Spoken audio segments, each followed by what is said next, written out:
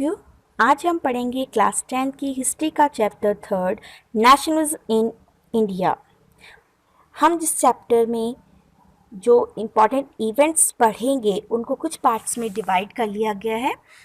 First, British India before 1915, then 1915 to 1919 हम local movement जो India में हुए हैं उन्हें पढ़ेंगे। देन 1919 का रॉलेट सत्याग्रह है। After this 1922 non cooperative movements जो इंडिया में चलाए गए। देन 1922 से लेकर 1932 तक जो सिविल डिसोबिडिएंट मूवमेंट चलाए गए वो, और आफ्टर 1935 से लेकर 1947 तक जब इंडिया आपकी इंडिपेंडेंट हुई वो पढ़ेंगे। बीच में कैसे इवेंट्स, क्या घटनाएं क्या घटी और कैसे भारत की आज़ादी के साथ साथ लोगों में एक सेंस ऑफ कलेक्टिव बिलोंगिंगनेस वो जागी।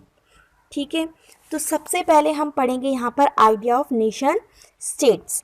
आइडिया ऑफ नेशन स्टेट्स कैसे लोगों में जागा, क्योंकि देखो पहले क्या था, कोई पॉलिटिकल बाउंड्रीज नहीं होती थी। एक राजा दूसरे राजा पे अटैक करता था और उसके राज्य को हड़प लेता था, यानी कि अपने राज्य में मिला लेता था। ठीक है, तो लोगों को पता ही नहीं था कि आखिर हम किस स्टेट से बिलोंग करते हैं। उनकी जो एक सेंस ऑफ कलेक्टिव आइडेंटिटी थी वो कभी जागी ही नहीं। ठीक है, तो धीरे धीरे क्या हुआ, जैसे जैसे एक इंडिया की पॉलिटिकल बाउंड्री बनने लग गई, लोग समझने लगे। ठीक है, क्योंकि उनका एक झंडा होने लगा, एक सॉन्ग होने लगा, राष्ट्र जो आपका गान है। ठीक है, एक उनकी पुरानी हिस्ट्री होने लगी कि हम ऐसे ऐसे ऐसे थे। तो वहाँ से लोगों के अंदर क्या है, एक नेशन स्टेट की भावना जागी। उसके साथ जब जागती है तो आता है वर्ड नेशनलिज्म। नेशनलिज्म क्या है, it created sense of common identity and belongingness. ठीक है, अगर कहा जाए तो हिंदी की राष्ट्रवाद जो है किसी एक तरह की विरासत होती है, यानी कि राष्ट्रवाद अगर आप बोला जाए तो राष्ट्र के प्रति लगाव, और विरासत होती है, विरासत भाषा की भी हो सकती है, धर्म की भी हो सकती है, संस्कृति की भी हो सकती है और इतिहास की भी हो सकती है। ये सिंबल्स हो सकते हैं, सॉन्ग्स हो सकते हैं, आइडियाज़ भी हो सकते हैं। ठीक है, और फिर आती है बात एंटी कॉलोनियल मूवमेंट की आपकी, कि कैसे एंटी कॉलोनियल मूवमेंट जो पूरे यूरोप से लेकर सब जगह फैल रहा था धीरे धीरे, तो लोग उससे अपने आप को एक दूसरे से जोड़ रहे थे। जैसे और भी जो अदर, जैसे वियतनाम, मैनी अदर ऐसी कॉलोनीज थी, ऐसी इंडिया भी उनको जोड़ रही थी कि कहीं ना कहीं जो नेशनलिज्म है वो धीरे धीरे इन एंटी कॉलोनियल मूवमेंट से आ रहा था। लोग अब डिस्कवर कर रहे थे अपनी यूनिटी को। ठीक है, तो sense of being oppressed provide a shared bond but the notion of freedom for each group very. तो कहीं ना कहीं उनको ये हो रहा था कि हाँ, हम अपने कॉलोनाइजर से दब रहे हैं। ठीक है, तो ये हो रहा था कि ये भी अपने कॉलोनाइजर से परेशान है, हम भी हैं, लेकिन भले ही वो जाग रहा था कि हाँ यार, परेशान आप भी हैं, परेशान हम भी हैं। चाहे वो अमीर है वो भी सोच रहा था मैं भी परेशान हूँ। ठीक है, और जो गरीब है वो भी सोच रहा था मैं गुलाम बनकर परेशान हूँ। कहीं ना कहीं हम परेशान हैं, और भले ही परेशानी की वजह एक थी, लेकिन एक था कि हम अपने कॉलोनाइजर से परेशान हैं और अब हमें उनसे फ्रीडम चाहिए, चाहे वो बड़ा सामंत है चाहे कोई भी है। ठीक है, ये था कि हम परेशान, जैसे ब्रिटिशर्स, तो इंडिया वालों को था, चाहे अमीर है, सामंत है, चाहे राजा है, उसे पता है मैं भी परेशान उस ब्रिटिशर से।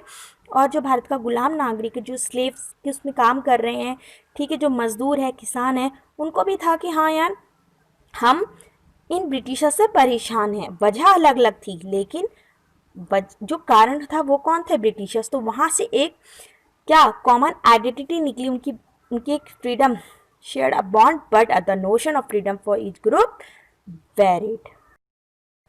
नेक्स्ट आपका एक क्वेश्चन आता है, how did the first world war force the feeling of nationalism in India. ठीक है, तो अब कैसे ये चेंजेस आए, कैसे वर्ल्ड वॉर फर्स्ट ने हमारे इंडिया में नेशनलिज्म वाली भावना को जगाया। अब देखिए, आप कहेंगे वर्ल्ड वॉर तो यूरोप में हुआ, ठीक है, तो फिर इंडिया का उसका इफेक्ट कैसे पड़ा, क्योंकि वर्ल्ड वॉर में ब्रिटेन जो थी वो भी पार्टिसिपेट कर रही थी। ठीक है, तो आप देखेंगे फर्स्ट वर्ल्ड वॉर जो था 1914 से लेकर 1918 के बीच में जो चला, क्योंकि हम उनकी कॉलोनी थे ब्रिटिशर्स की, तो फिर वो अपना जो इकोनॉमिक जो है वो यहाँ से अपना जो हेल्प ले रहे थे वो यहाँ से ले रहे थे। क्योंकि जब वर्ल्ड वॉर होता है ना बेटा, तो कोई भी कंट्री चाहे वो लड़ रही है, चाहे वो जीत रही है या हार रही है, सभी countries economical, political, social, cultural हर डायमेंशंस में वो उनका चेंज होता ही रहता है। तो इंडिया में कैसे असर पड़ा, क्योंकि हमारी इंडिया आपको पता है कि ब्रिटिशर्स की कॉलोनी थी, तो वो सब कुछ यहाँ से सभी कॉलोनियों से लेते थे, साथ में इंडिया से भी होता, रिसोर्सेज ज़्यादा यहाँ थे। ठीक है, फर्स्ट जो हुआ डिफेंस एक्सपेंडिचर इंक्रीज। अब लड़ाई लड़नी है तो हथियारों की ज़रूरत है, आर्म्स और एमिनिशन की। तो यहाँ पर क्या किया, लोन्स वगैरह लिए, फाइनेंस लिया, पैसा लिया, तो टैक्स क्या हुए, इंक्रीज होने लगे। अब कहीं से भी अगर ब्रिटिशर्स लोन ले रहे हैं तो उसको चुकाने के लिए पैसा चाहिए, और पैसा कैसे होगा, कहाँ से मिलेगा पैसा, लोगों से काम करा के, ठीक है, उन पर टैक्स लगा के, तो फिर उन पे लगाया गया टैक्स, तो हमें टैक्स के रूप में पैसा देना पड़ा और ब्रिटिशर्स उस पैसे से अपना लोन चुकाने लगे। ठीक है, अब यहाँ पे टैक्स इंक्रीज होगा तो महंगाई भी बढ़ेगी। The price of essential commodities increase, तो जब टैक्स बढ़ेगा तो महंगाई भी बढ़ेगी। जो आपके एसेंशियल कॉमोडिटीज़ हैं, चाहे फूड, क्रॉप्स, ये सब बढ़ने लगे। प्राइस अगर आप देखेंगे 1913 से लेकर 1918 तक डबल हो गई थी। और जो मेनली जब पैसा किसी भी चीज़ की प्राइस बढ़ता है तो सबसे ज़्यादा कौन सफ़र करता है, कॉमन पीपल। और आपको पता है इंडिया में कॉमन पीपल बहुत ज़्यादा है। Then supplies of soldier for war, तो आर्म्स एंड एमिनिशन के लिए टैक्स तो बढ़ा, लेकिन लड़ाई किससे लड़ी जाएगी, सैनिकों से लड़ी जाएगी। तो फिर उनका फोर्स रिक्रूटमेंट करने लग गए, क्योंकि ब्रिटेन की जो पॉपुलेशन है वो लेस है और यहाँ पर पॉपुलेशन ज़्यादा थी और गरीब वर्ग भी ज़्यादा, तो जबरदस्ती फोर्स रिक्रूटमेंट उनका किया गया। इससे क्या हुआ, कॉज वाइड स्प्रेड एंगर, लोगों के बीच में गुस्सा भड़कने लगा कि अरे भाई, अगर लड़ाई यूरोप में है तो तुम हम लोगों को बीच में क्यों घसीट रहे हो, तुम जाके लड़ो, हमें क्यों डाल रहे हो तुम जबरदस्ती फोर्स में। ठीक है, अब क्या हुआ कि क्रॉप फेलियर, यहाँ पर शॉर्टेज ऑफ फूड भी होने लगा। ठीक है, बारिश नहीं हुई सही से, ऊपर से जो लोग काम कर रहे हैं आप उनको सोल्जर, एज अ सोल्जर आप जबरदस्ती फोर्स रिक्रूटमेंट कर रहे हो, तो क्या हुआ। और साथ ही साथ यहाँ पे इन्फ्लुएंजा एपिडेमिक एंड फेमाइन्स भी होने लगा। 12 to 13 मिलियन पीपल डाइड। ठीक है, तो लोगों में आक्रोश होने लगा कि लड़ाई आपकी हो रही है, आपको लड़ना है, आप हम इंडियंस को क्यों उसमें बीच में क्या कर रहे हो, आप इन्वॉल्व कर रहे हो। तो वहाँ से सबकी बात अलग अलग थी। देखो, अमीर वर्ग जो इंडिया का था, ठीक है, वो भी परेशान था। अगर जैसे हम कहें ना, एक एग्जांपल ले लें कि क्रॉप फेलियर हो रही है, प्राइस बढ़ रहे हैं एसेंशियल कमोडिटीज़ के, ठीक है, तो क्या हो रहा है, गरीब आदमी वो तो उसको खाना नहीं मिलेगा, वो भूख से मरेगा। लेकिन जो अमीर था वो कहीं ना कहीं इन्फ्लुएंजा एपिडेमिक एंड फेमाइन जैसी चीज़ों से उसको भी क्या हो रही थी, वहाँ पे मौतें हो रही थी। तो कहीं ना कहीं हर वर्ग जो है, ठीक है, सब के सब क्या हो रहे थे, परेशान हो रहे थे। कोई किसी वजह से, कोई इनकम टैक्स देने की वजह से, तो किसी से कहा जा रहा है कि राजा से जबरदस्ती आप इनकम टैक्स लीजिए। तो सब कहीं ना कहीं ब्रिटिशर से परेशान थे। और वहीं एक नेशनलिज्म की भावना जागी कि बस, मैंने आपसे पहले भी कहा था ना कि sense of being oppressed provide a shared bond, but the notion of freedom for each class and group varied. सब अलग अलग था, लेकिन कहीं ना कहीं वो नेशनलिज्म की भावना यहाँ पर जागी।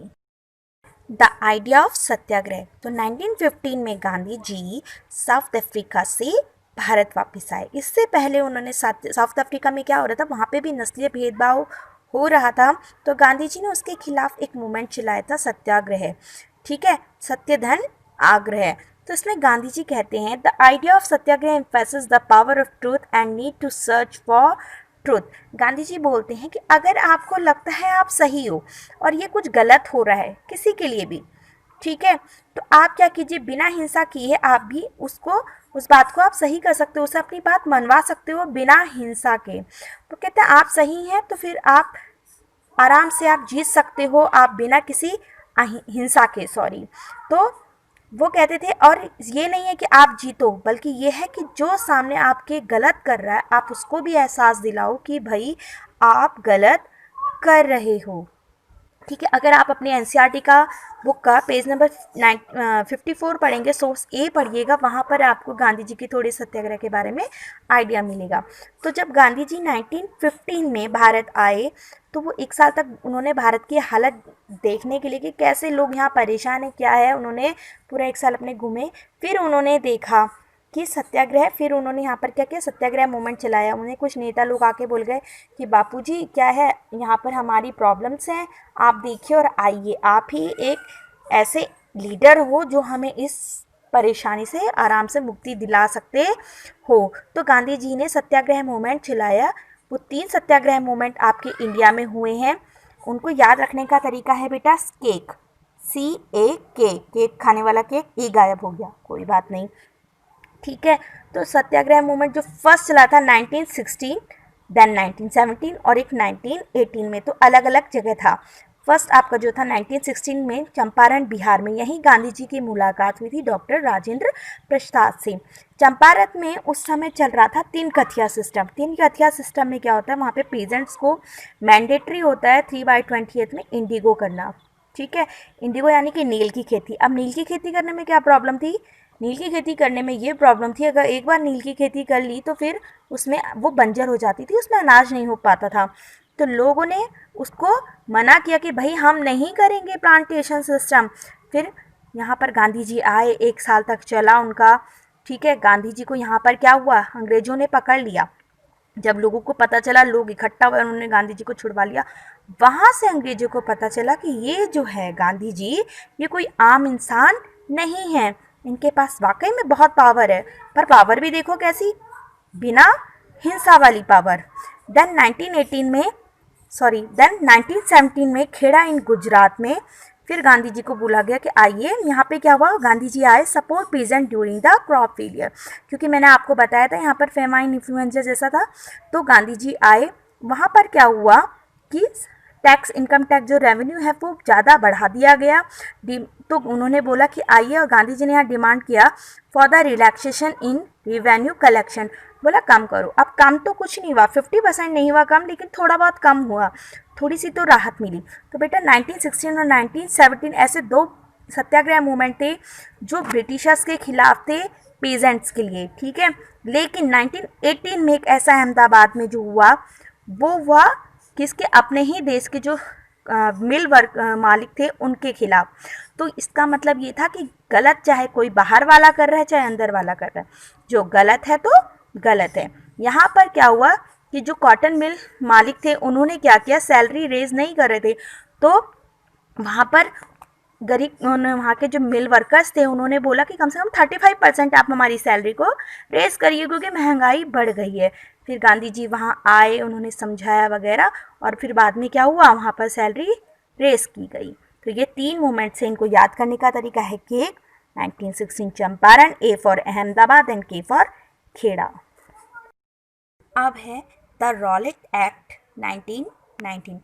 अब गांधी जी ने जब यहाँ पर सत्याग्रह मूवमेंट चलाया तो गांधी जी की पावर देखो, बहुत बड़ी बात है ना। हम हंसते हैं ना जब हम गांधी जी की ये बात सुनते हैं कि भाई कोई एक गाल पे थप्पड़ मारे तो दूसरा गाल बढ़ा दो, ठीक है।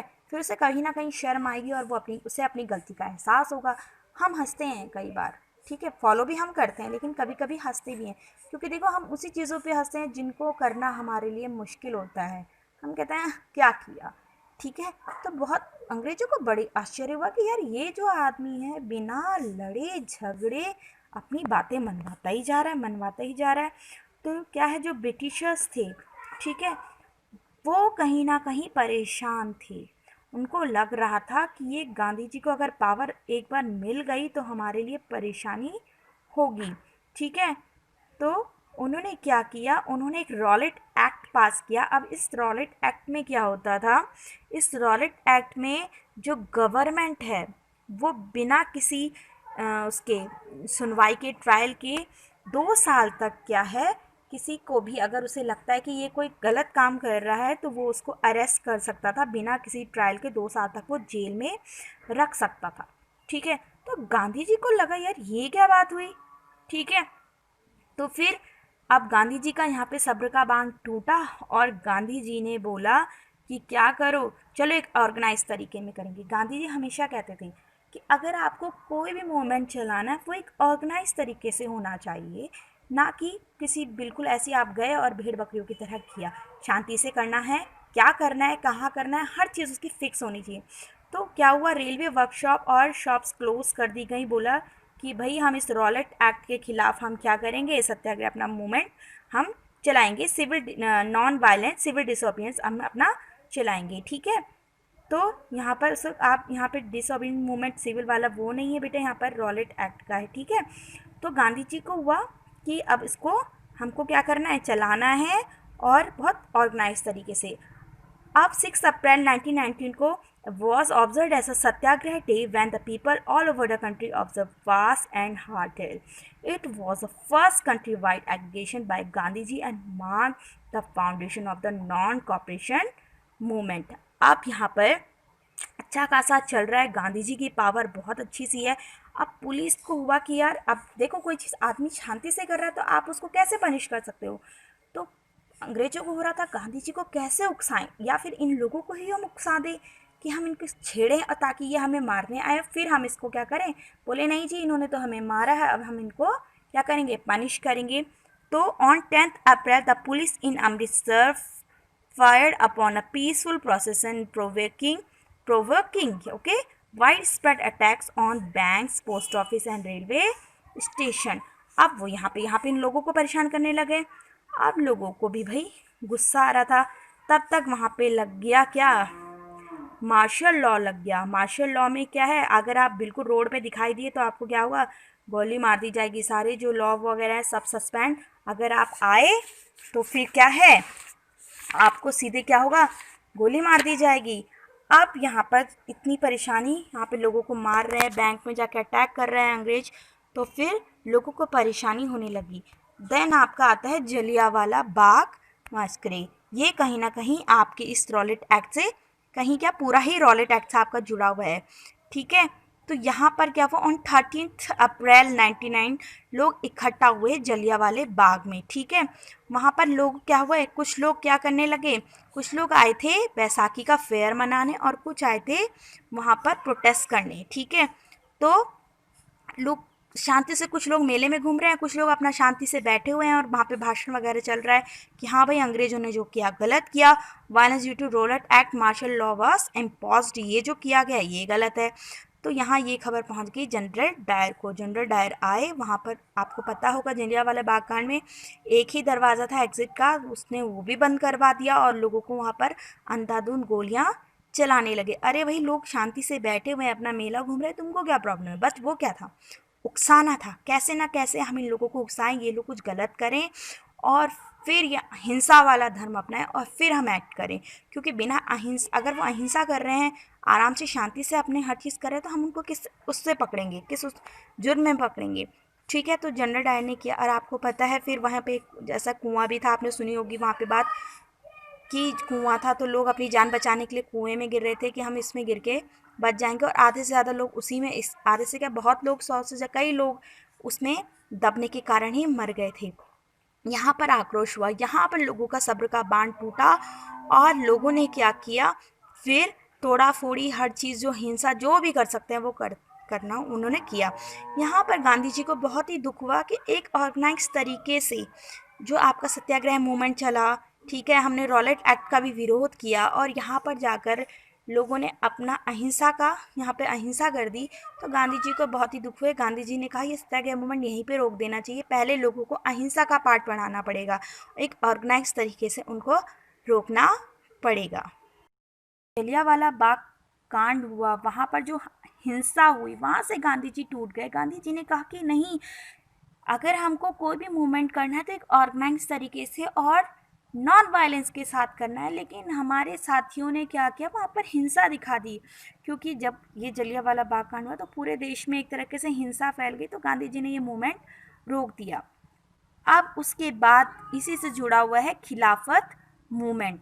खिलाफत मूवमेंट इसी के साथ जुड़ा हुआ है। अगर इसको थोड़ा सा एक्सप्लेन करती हूँ, खिलाफत खलीफा से बना हुआ है। खलीफा कौन है, spiritual head of Islamic world, ठीक है, के स्पिरिचुअल हेड है। और वो कौन है खलीफा, वो आप अगर फर्स्ट वर्ल्ड वॉर देखोगे, मैंने क्लास 9th में जब आपको पढ़ाया था बच्चे, तो क्लास 9th में जो फर्स्ट वर्ल्ड वॉर हुआ था, आपने हिस्ट्री के चैप्टर में पढ़ा होगा, हिस्ट्री के chapter 3 Nazism and the rise of Hitler में। तो जो फर्स्ट वर्ल्ड वॉर हुआ था वो एम्परर के बीच में हुआ था और आपके सेंट्रल पावर में ऑटोमन साम्राज्य यानी टर्की, ठीक है। तो टर्की के जो राजा थे, एम्परर थे, वो थे खलीफा, और वो उस समय हार गए थे। और उनकी इतनी ज़्यादा, क्योंकि वो स्पिरिचुअल हेड थे, तो पूरे देश के वर्ल्ड के जितने भी मुस्लिम्स हैं, ठीक है, वो उनको कहीं ना कहीं बहुत मानते हैं और जैसा वो बोलते हैं लोग उसको फॉलो करते हैं। ठीक है, एक स्पिरिचुअल हेड होना बहुत बड़ी बात है। तो खलीफा जो थे उस समय ऑटोमन टर्की के एम्परर भी थे और फर्स्ट वर्ल्ड वॉर के टाइम पे वो हार गए थे। किससे हार गए थे? एलाइस से। ठीक है, याद आया थोड़ा सा ऑटोमन साम्राज्य, आपका ऑटोमन एम्परर। फिर क्या हुआ खलीफा पे, आपको याद है पीस सिटी एट वर्सलिस, आपको याद है, जो हार्श एंड ह्यूमिलेटिंग थी। तो कहीं ना कहीं ये बात फैलने लगी थी पूरे वर्ल्ड में कि खलीफा को इन ब्रिटिशर्स, क्योंकि ब्रिटेन क्या थी उसमें, एलाइज पावर में थी, तो उनको था कि इन्होंने हमारे खलीफा को क्या है, हरा दिया और इतनी गंदी पीस ट्रीटी जो हार्श एंड ह्यूमिलेटिंग है वो भी लगा दी और कहीं ना कहीं हमारे जो खलीफा है उनके सम्मान को ठेस पहुंचाया है। तो जो मुस्लिम मासेस थे वो बहुत एंग्री थे और वो इस सब चीज़ों के लिए किसको जिम्मेदार ठहरा रहे थे? ब्रिटिशर्स को। तो मुस्लिम प्रोटेस्टेड बाय खलीफा मूवमेंट। अब उन्होंने खलीफा मूवमेंट के ज़रिए उन्होंने क्या किया, उस समय इसके लीडर थे मोहम्मद अली एंड शौकत अली। ये दोनों क्या थे, भाई थे। और तो इन दोनों ने क्या किया, एक मूवमेंट चलाया ब्रिटिशर्स के खिलाफ कि आपने हमारे खलीफा को डिसरिस्पेक्ट किया, हमारे खलीफा की। अब यहाँ पर गांधी जी ने थोड़ा सा दिमाग लगाया। गांधी जी ने कहा कि यही वो समय है जब हम, क्यों कि ब्रिटिशर्स जो हैं वो हमारे इस समय क्या हैं, सबसे बड़े वो क्या हैं, गलत काम कर रहे हैं। दुश्मन इस समय हैं वो गलत काम कर रहे हैं और यहाँ पर हिंदू मुस्लिम, क्योंकि भारत एक हिंदू मुस्लिम देश है और इन लोगों को जोड़ने के लिए हम अब इस खिलाफत मूवमेंट का हम इस्तेमाल कर सकते हैं, बहुत अच्छे से ये लोगों को जोड़ सकता है। तो उन्होंने क्या किया, एक खलीफत कमेटी बनाई form by under the leadership of मौलाना आज़ाद, हाकिम अजमल खान एंड हशरत मोहानी। तो यहाँ उन्होंने उनसे बात करी और उनसे बोला कि क्यों ना इस आप जो खिलाफत मूवमेंट चला रहे हैं इसको हम सब मिलकर एक देश का मूवमेंट करके इसको हम क्या करते हैं, अंग्रेजों के खिलाफ इसको इस्तेमाल कर लेते हैं, हम सब इकट्ठे होते हैं। तो फिर उस समय बहुत अच्छा चला। गांधी जी ने कहा ठीक है चलिए, सब लोग गांधी जी से जुड़ गए। उन्होंने बोला ठीक है, उन्होंने बोला, गांधी जी ने कहा this is an opportunity of uniting Hindus and Muslims as would not arise in 100 years। ठीक है, तो यहाँ पर खिलाफत मूवमेंट आपने पढ़